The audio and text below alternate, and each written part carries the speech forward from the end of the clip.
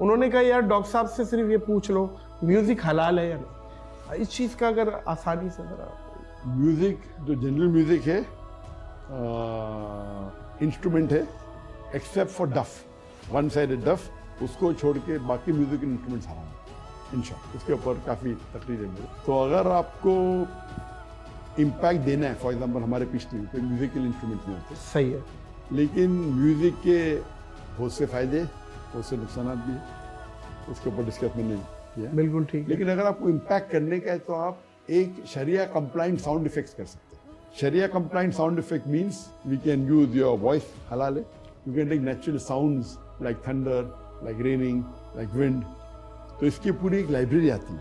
तो हमारे PhD में we have made lot of sound effects which are हलाल। तो म्यूजिक पर से इज हराम, musical instrument, music instrument musical instrument except for one sided डफ, डफ के अलावा सब हराम है।